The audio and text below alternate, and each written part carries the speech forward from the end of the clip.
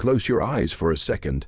Imagine the North Atlantic, April, the middle of the night, the kind of darkness that feels solid, like you could press your hand against it and leave a mark. The air is so cold, it doesn't just chill you, it enters you, settles into your lungs, makes every breath feel like swallowing broken glass. The stars are out, impossibly bright, the kind of stars you only ever see when there's nothing else around for miles and miles and miles. And on a ship the size of a city block, a man is standing at a railing. He is 25 years old. He has an engineering degree from France. He speaks 3 languages.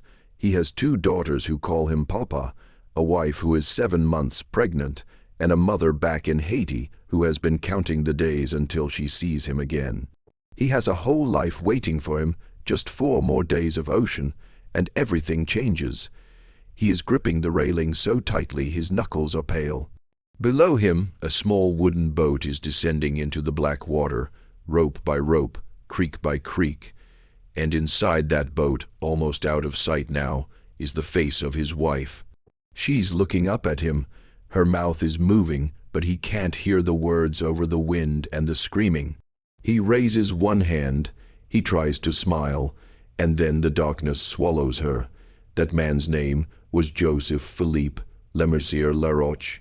And for 83 years, the world acted as if he never existed.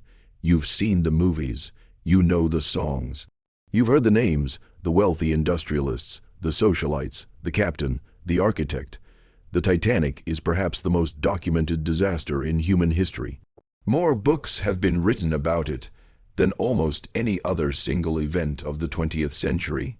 And yet, somehow, this man, the only black man known to have sailed on that ship, was left out of almost every account, every film, every documentary, every memorial.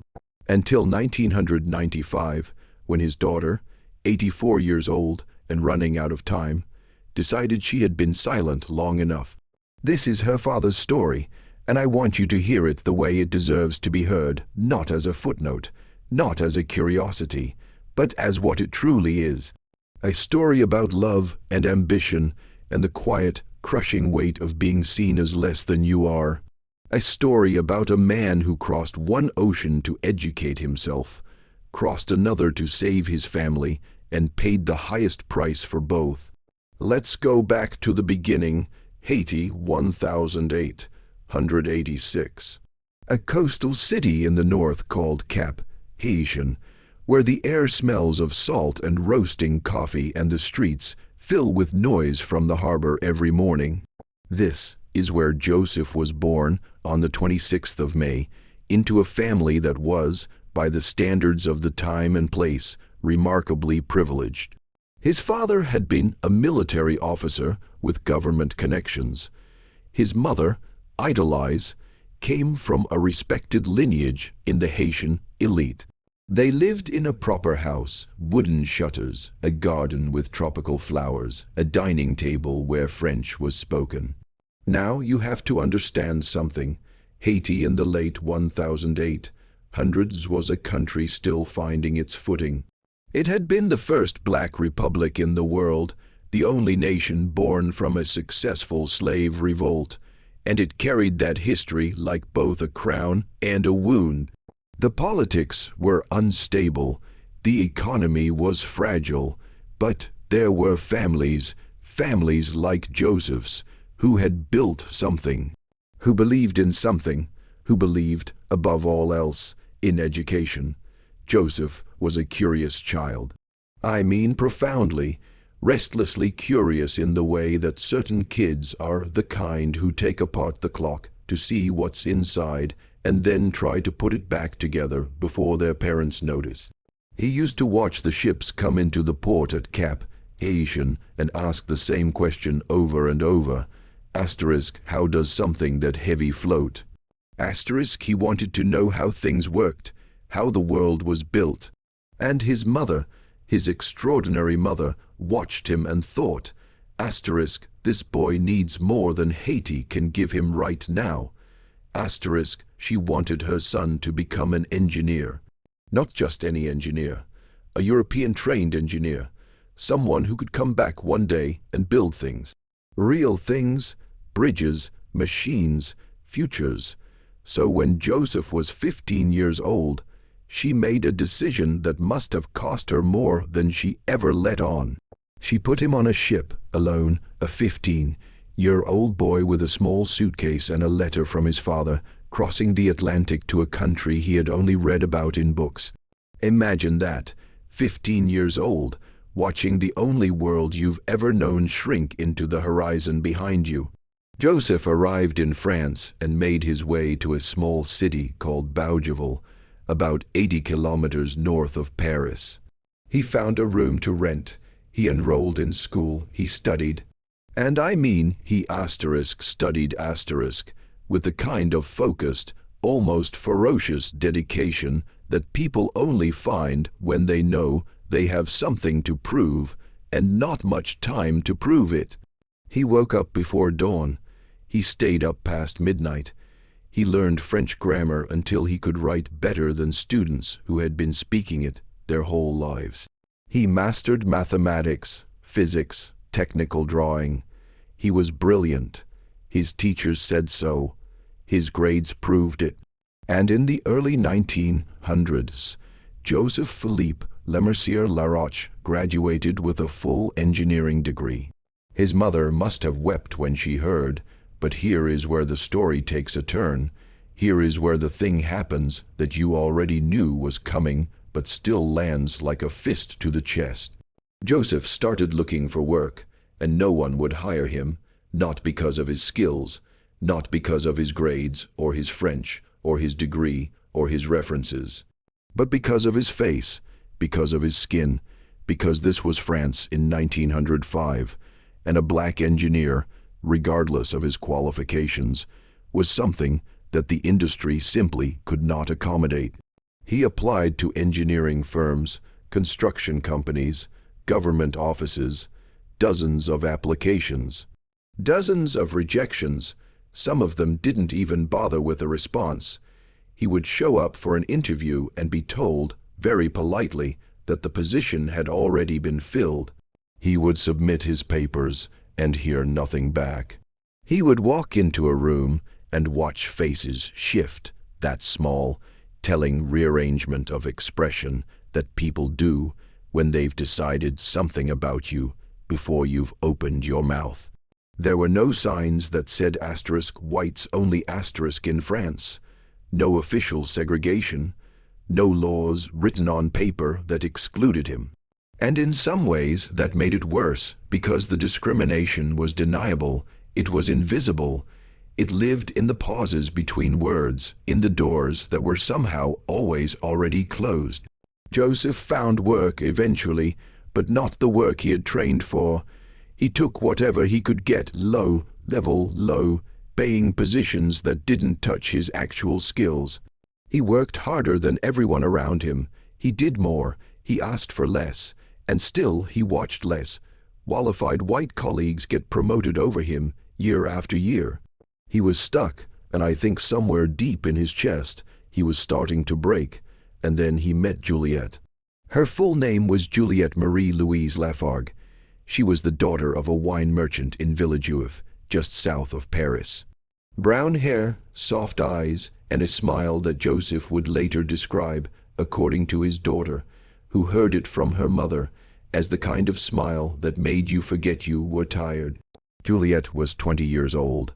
She was curious and warm, and absolutely, stubbornly uninterested in what society thought she should do. They met through a family friend who had been mentoring Joseph. At first, their conversations were careful, the polite formality of two people from very different worlds trying to find common ground. But common ground, when you find it, has a way of expanding. They started talking about books, about engineering, about the color of the ocean at different times of day. Joseph told her about Haiti, about the drums during carnival season, about the way the mountains look from the water, about his mother's cooking and the ships at the port. And Juliette listened in a way that Joseph had never quite experienced before. not with politeness, not with the tolerant curiosity people sometimes showed him, but with genuine interest, like she was collecting details about his life and storing them somewhere precious. Juliet's father was not happy. A wine merchant's reputation was a fragile thing. Having his daughter court a black man, marry a black man, would cause scandal. It would cost him customers. It would make them the subject of every whispered conversation in the neighborhood. But Juliet was not a woman who was moved by other people's discomfort. She told her father she loved Joseph. She told him she was going to marry him, and eventually, perhaps because he realized the argument was over before it had properly begun, her father gave his blessing. On March 18, 1908, Joseph and Juliet were married. He was 21, she was 20. And despite everything, despite all the stares and the whispers and the closed doors, they were finally, simply together. The marriage was happy. It was also hard. Marriage in 1908, France was always hard, but being a mixed-race couple brought a specific kind of exhausting visibility. People stared on the street. Shopkeepers found reasons not to serve them. Some of Joseph's potential employers, when they learned he had a white wife, became even less interested in offering him work. The contempt wasn't always loud. Sometimes it was just a particular kind of coldness, a temperature drop in the room when they walked in together.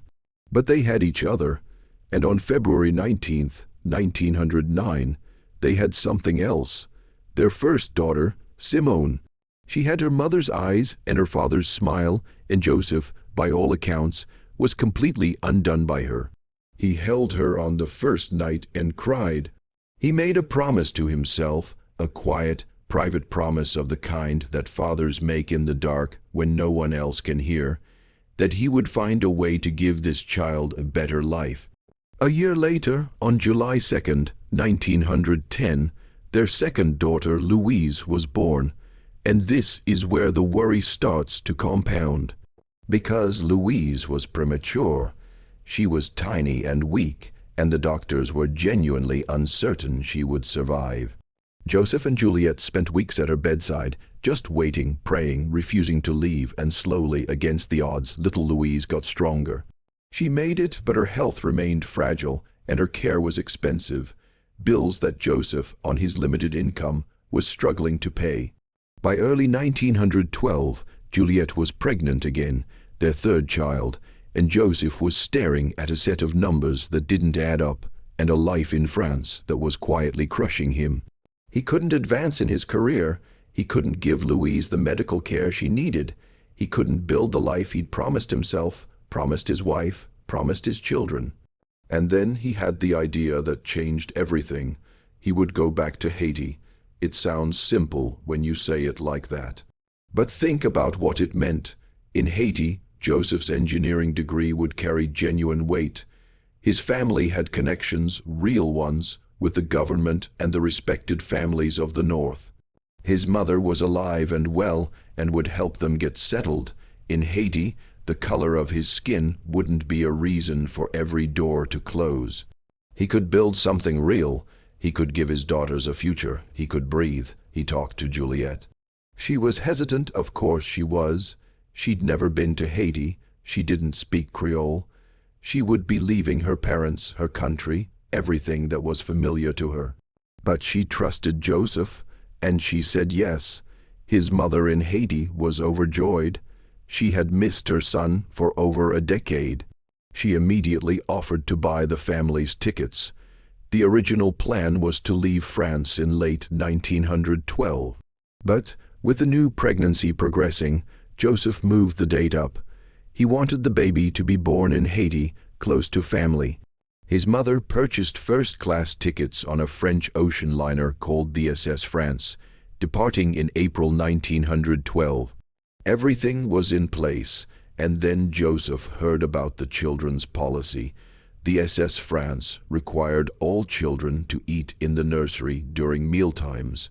They were not permitted to dine with their parents.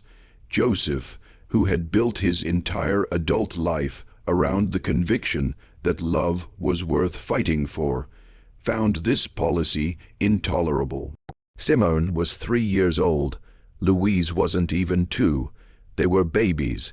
He was not going to hand his daughters to strangers every evening and sit in some beautiful dining room without them. He refused. He went back to the ticket office, asked for a refund, and started looking for another ship.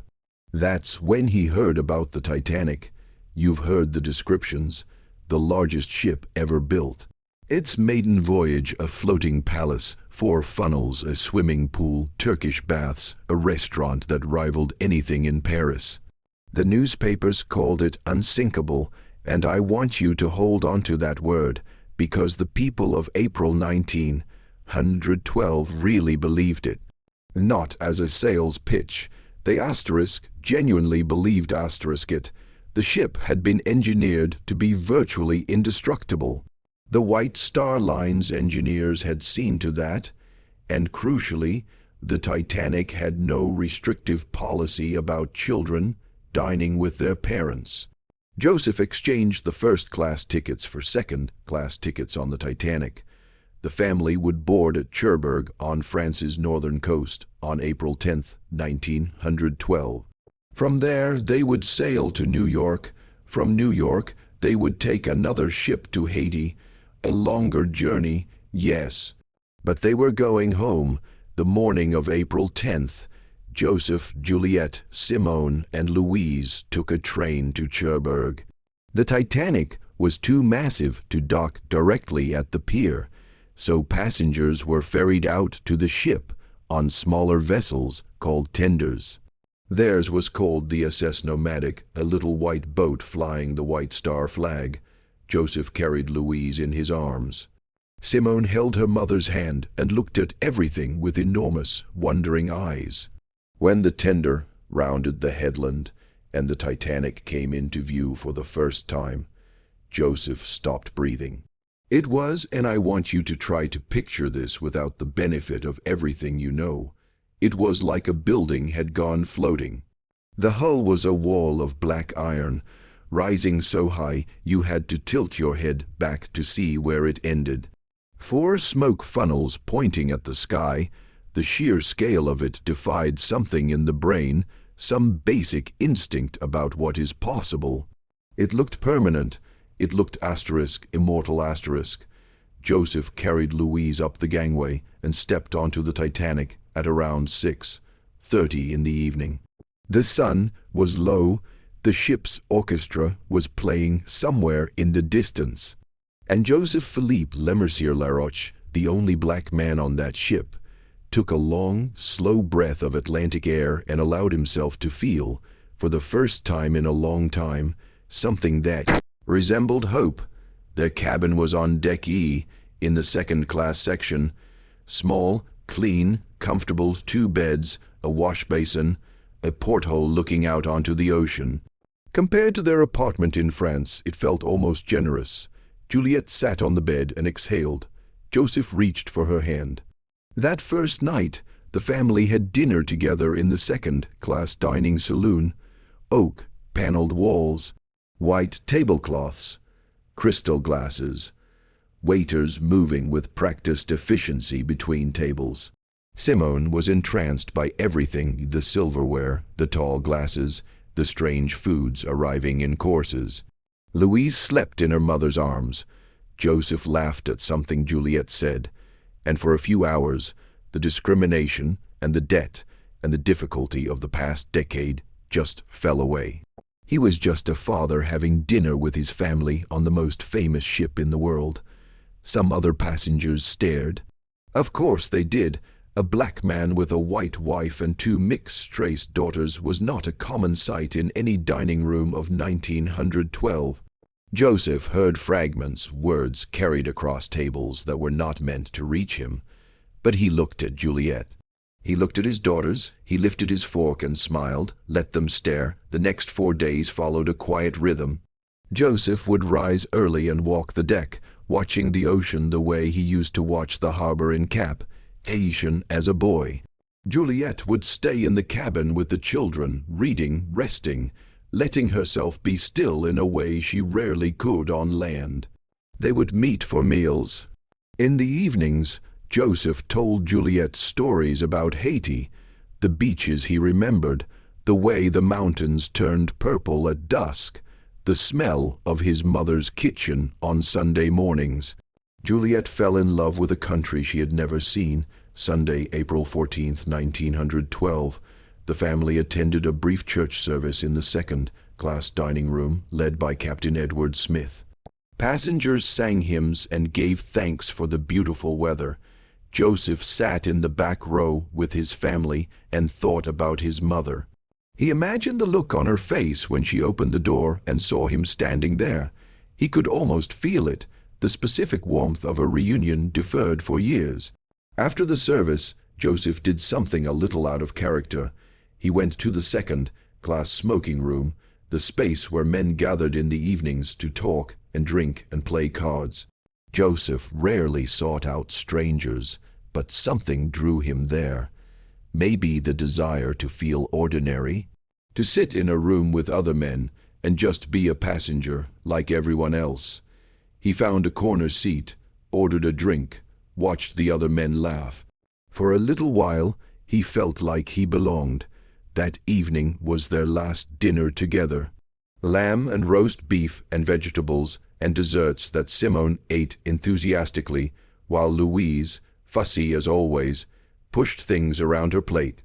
Juliet looked tired but settled, the particular contentment of someone who has made a difficult decision and is at peace with it. Joseph looked at his family across the table and felt a surge of something so large he almost couldn't contain it. These three people, this was everything. This was the whole point of everything. After dinner, Juliet took the children back to the cabin.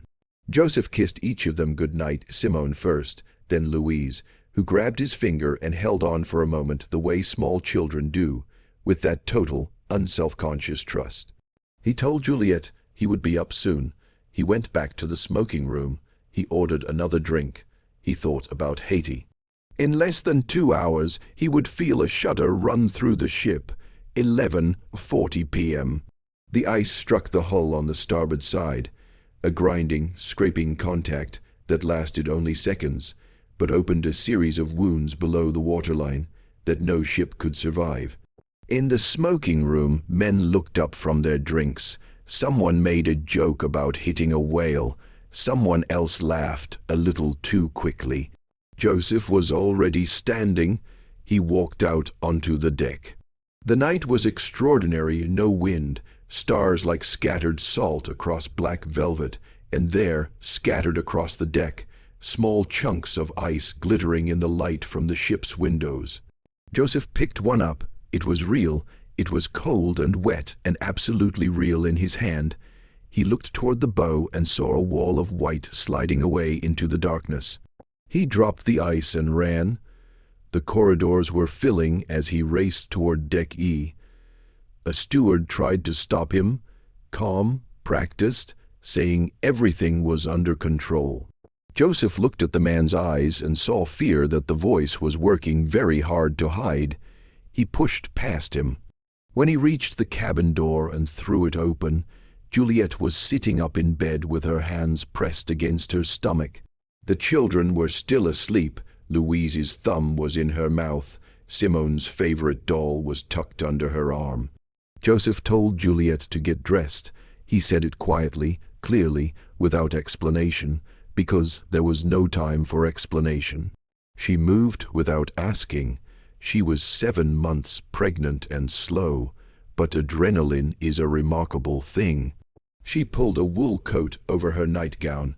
She wrapped the children in scarves and blankets. She gathered Simone while Joseph reached for the life jackets he had noticed on the first day and had hoped never to need.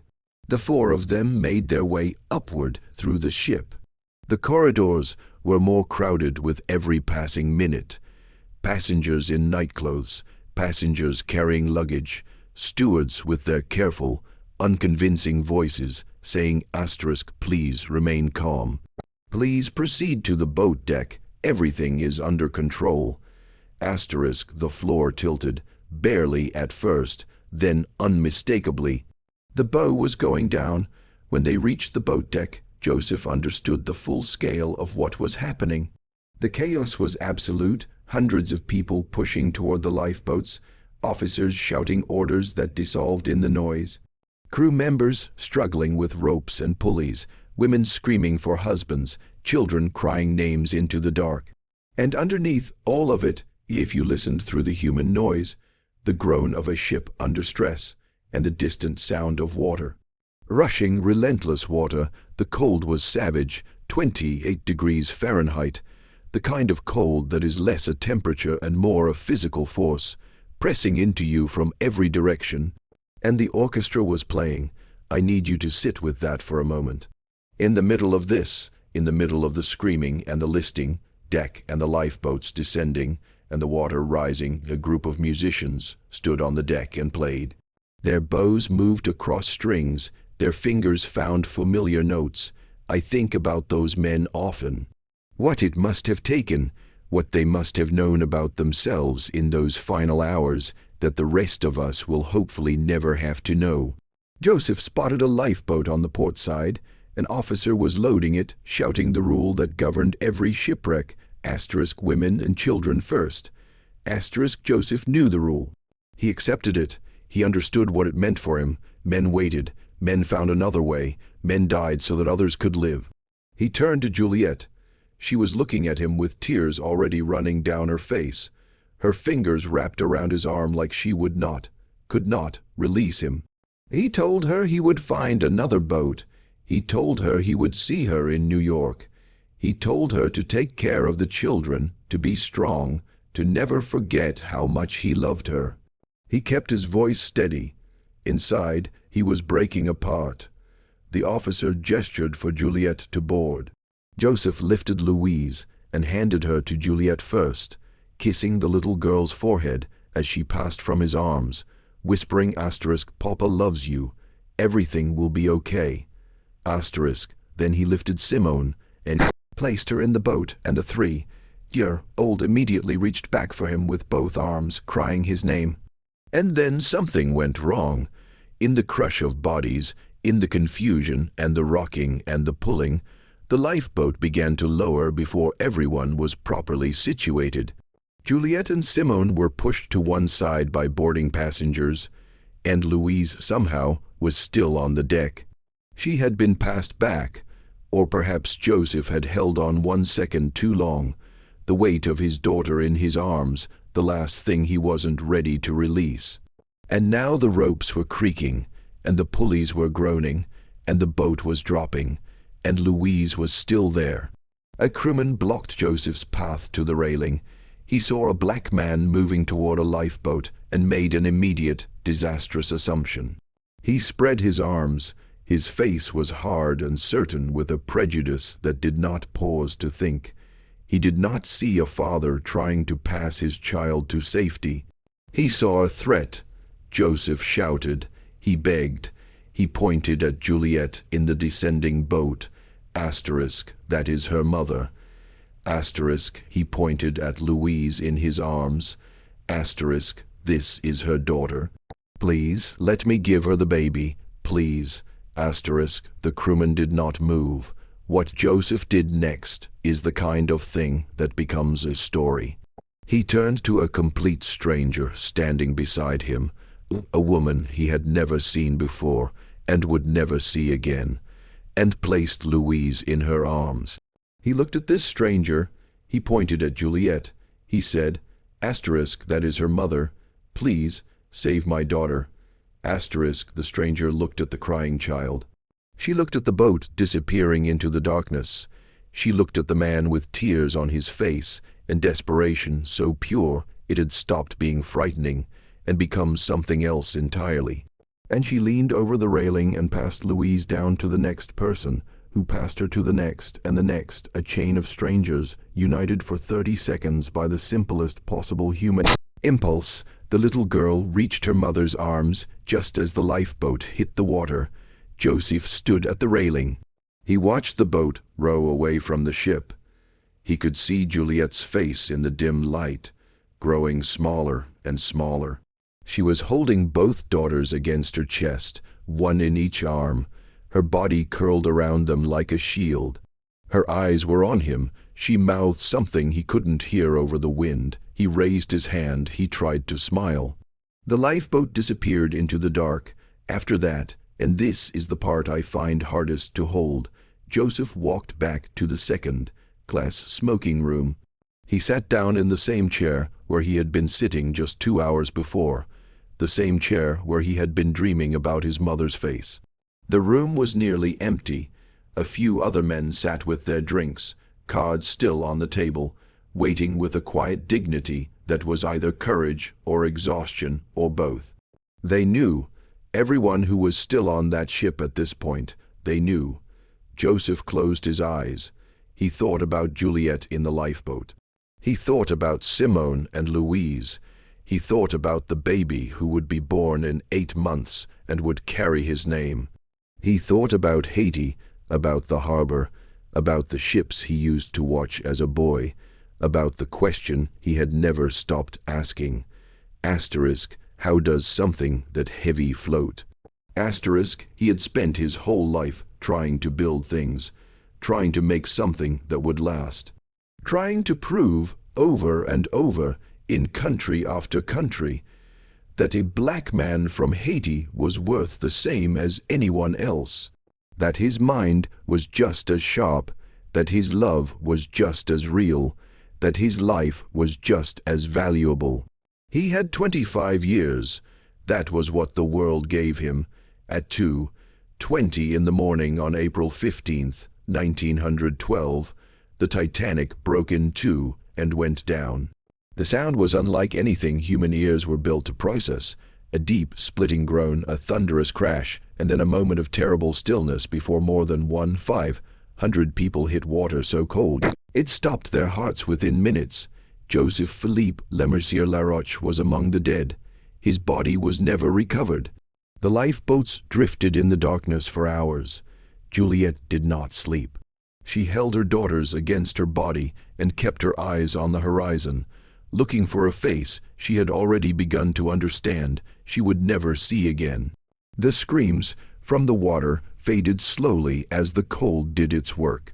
By the time the RMS Carpathia arrived, racing through the night after receiving the distress signal, there was only silence and the lapping of water against wood. The Carpathia pulled 706 survivors from the lifeboats.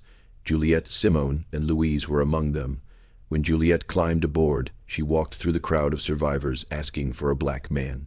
She described him, his height, his clothes, the engineering books he always carried, his smile. Nobody had seen him.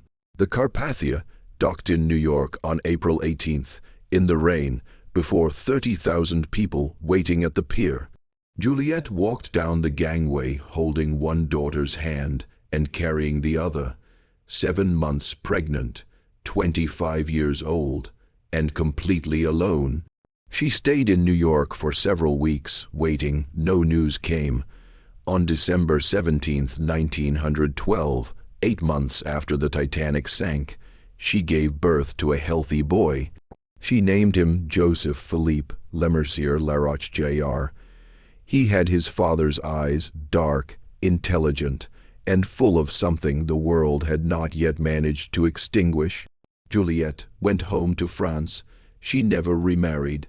She raised 3 children while working multiple jobs and spoke publicly about none of it, not the marriage, not the ship, not the night, not the man she had loved since she was 20 years old, and stubborn enough to love whoever she chose. Every year, on the anniversary of the sinking, she lit a candle and sat alone in the dark. She died in 1980 at the age of 91. Her eldest daughter Simone died a few years later, taking her fragments of memory with her. Only Louise remained, Louise, who had been passed hand to hand over the railing of a sinking ship by a chain of strangers, who had grown into a woman, grown old, and was now, in 1995, 84. Years old and living in a small Paris apartment full of photographs and quiet. When a representative from the Titanic Historical Society contacted her, Louise said yes. The interview lasted hours. She told them everything: her father's childhood in Cap, Haitian, his years in France, the discrimination, the marriage her mother's family resisted, the exchange of tickets, the decision made because of a policy about children eating dinner. The morning of April 10th, the tender, the ship, the first meal together, the night of April 14th, the chaos. The lifeboat, the stranger who passed her to safety, her mother's silence all those decades, her brother with his father's eyes. For the first time in 83 years, the world heard his name spoken in full.